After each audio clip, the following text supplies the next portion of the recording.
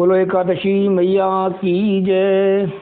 आज एकादशी व्रत कथा का 5वां अध्याय माघ कृष्णा षटशिला एकादशी की कथा। मैं अनिल गुप्ता आप सबको इस पवित्र और पावन कथा का श्रवण करा रहा हूँ। आशा है आप इस पवित्र कथा को भक्ति पूर्वक श्रवण कर रहे होंगे। आइए शुरू करते हैं माघ कृष्णा षटशिला एकादशी की व्रत कथा। भगवान श्री कृष्ण के श्रीमुख से इतनी कथा सुनकर युधिष्ठिर ने कहा कि हे दीन हितकारी, अब मुझे माघ कृष्ण एकादशी की कथा सुनाने की कृपा कीजिए। धर्मपुत्र युधिष्ठिर के ये दीन वचन सुनकर भगवान श्री कृष्ण ने कहा कि हे धर्मपुत्र, आपने जो प्रश्न किया है यही प्रश्न महात्मा दालभ्य ने महामुनि पुलस्त से किया था। सो अब मैं तमाम पापों को नष्ट करने वाली, सब सुखों को प्रदान करने वाली और मोक्ष को प्रदान करने वाली माघ कृष्णा षटशिला एकादशी की कथा कहता हूँ, सो सुनिए। हे राजन, माघ के महीने के आरंभ होते ही व्रत करने वाले को स्नान आदि से पवित्र होकर इंद्रियों सहित मन को वश में करते हुए काम, क्रोध, मोह, लोभ, मद, चुगली, ईर्ष्या, चोरी, जारी, असत्य भाषण और निंदा आदि कुकर्मों को नहीं करने की प्रतिज्ञा कर लेनी चाहिए, क्योंकि जब तक उपर्युक्त कुकर्मों से नहीं बचते हुए सत्य, शांति और संतोष को धारण नहीं किया जाता, तब तक व्रत का करना निष्फल हुआ करता है। अतएव व्रत करने वाले को अवश्य अशुभ कर्मों का परित्याग कर देना चाहिए। हे पांडुनंदन, इसके बाद व्रती विष्णु भगवान का ध्यान करे बिना पृथ्वी में गिरा गोबर लेना चाहिए और तत्पश्चात उसमें कपास और तिल मिलाकर 108 पिंड बनाने चाहिए। हे युधिष्ठिर, इसके बाद एकादशी को रात्रि को जागरण कर विष्णु भगवान का ध्यान करते हुए उन 108 पिंडों का हवन करना चाहिए और चंदन, अगर, कपूर, शक्कर, नैवेद्य, सीताफल, नारियल, नींबू अथवा अन्य ऋतु फल चढ़ाते हुए भगवान जगदीश्वर की प्रेम से पूजा करते हुए इस प्रकार प्रार्थना करनी चाहिए कि हे जगदीश्वर, मेरे समान पापी, अपराधी, दुष्ट, अभिमानी और दुराचारी कोई नहीं है और आपके समान पापों को नष्ट करने वाला कोई नहीं है। अतएव आप मेरे सभी अवगुणों के सहित पापों को नष्ट करते हुए समस्त सुखों के सहित मुझे सद्गति प्रदान करने की कृपा कीजिए। हे संसारेश्वर, मैं आपको बारंबार नमस्कार करता हूँ, इसलिए आप मेरी प्रार्थना और पूजा को अवश्य स्वीकार कीजिए।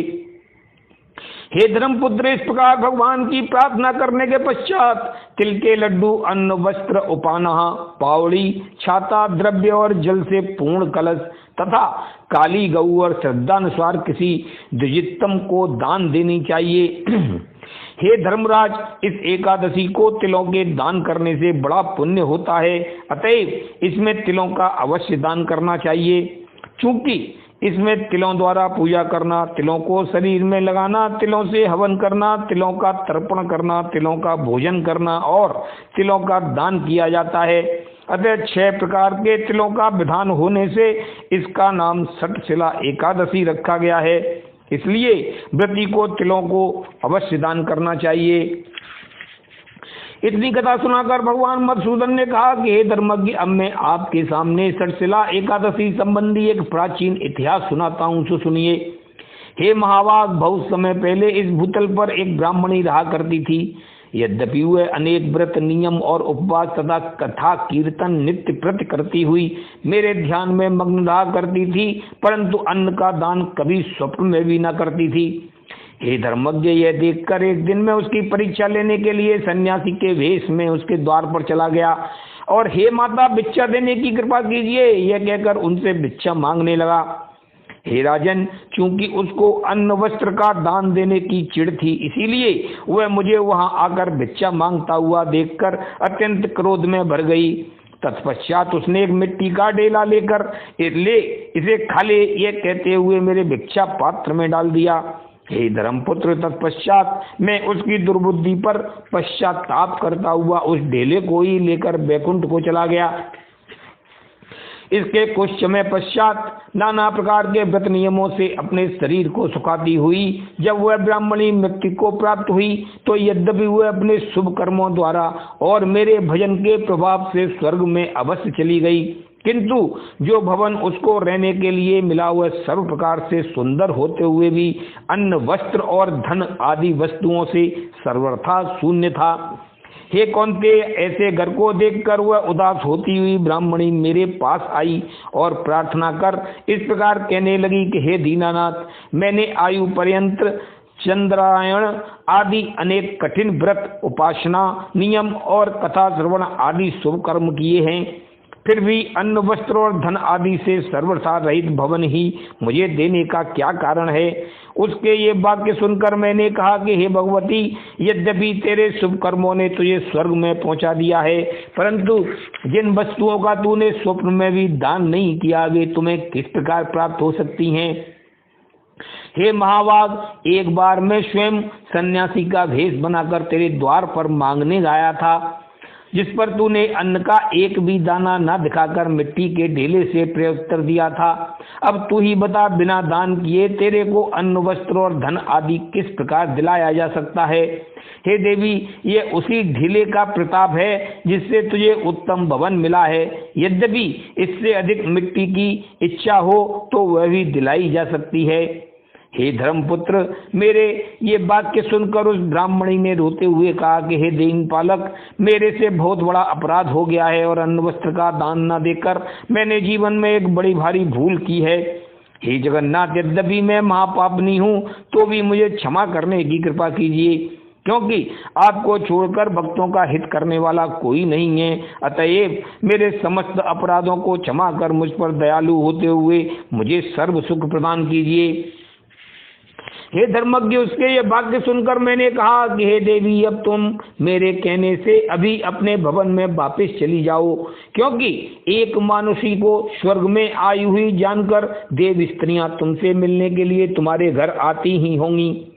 अतः तुम अपने भवन के द्वार बंद करके बैठ जाना, और जब तक कोई तुमको सठशिला एकादशी के पुण्य का फल ना दे दे तब तक तुम द्वार मत खोलना।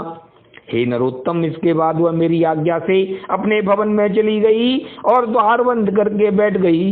कुछ देर बाद जब देव स्त्रियां आकर द्वार खोलने के लिए उससे आग्रह करने लगीं तो उसने कहा कि हे देव स्त्रियों, जब तक मुझे सठशिला एकादशी का पुण्य फल प्रदान नहीं किया जाएगा तब तक मैं द्वार नहीं खोलूंगी। हे कौन्तेय, उसके ये वाक्य सुनकर अन्य देव स्त्रियां तो चुप हो गईं, परंतु एक ने कहा कि हे धर्म रूपिणी, मैं तेरे दर्शनों के लिए तुझे सठशिला प्रदान करती हूँ। हे राजन, उस देव पत्नी के ऐसा कहने के पश्चात उस ब्राह्मणी ने द्वार खोला, किंतु जिस समय वह बाहर आई तो दान नहीं देने के कारण उसका मुख तेज रहित था और उसमें कोई दैवत्व विशेष के लक्षण नहीं थे। यह देख उस देव पत्नी ने उसमें सठशिला एकादशी का व्रत कराकर उसके हाथ से अन्न, वस्त्र और द्रव्यादि का ज्यों ही बहुत सा दान कराया, त्यों ही वह उस पुण्य के प्रताप से दिव्य रूप होकर देवांगना की तरह हो गई और उसका घर अन्न, वस्त्र और द्रव्य आदि के अनेक उत्तमोत्तम पदार्थों से भर गया। इतनी कथा सुनाकर भगवान मुरली मनोहर ने कहा कि हे धर्मपुत्र, मनुष्य को कभी अधिक तृष्णा नहीं करनी चाहिए, क्योंकि अधिक तृष्णा करने से और दान नहीं देने से स्वर्ग में सुखों की प्राप्ति नहीं हुआ करती है। अतः प्राणी को श्रद्धानुसार अन्न, वस्त्र, द्रव्य और गौ आदि का अवश्य दान करना चाहिए, क्योंकि सुपात्र को दिया हुआ दान अक्षय फल का दाता हुआ करता है। हे धर्मपुत्र, इस प्रकार जो इस सठशिला एकादशी का व्रत करेगा अथवा सच्चे दिल से इसकी कथा को सुनेगा, उसे अश्वमेघ का इतना फल प्राप्त होगा और वह समस्त संसारी सुखों को भोग कर अंत में मोक्ष को प्राप्त करेगा। बोलो एकादशी मैया की जय, बोलो विष्णु भगवान की जय, बोलो श्री कृष्ण भगवान की जय। इत श्री भविष्योत्तर पुराणे पौष माघ कृष्णा सठशिला एकादशी व्रत महात्म्ये चतुर्थो अध्याय समाप्त।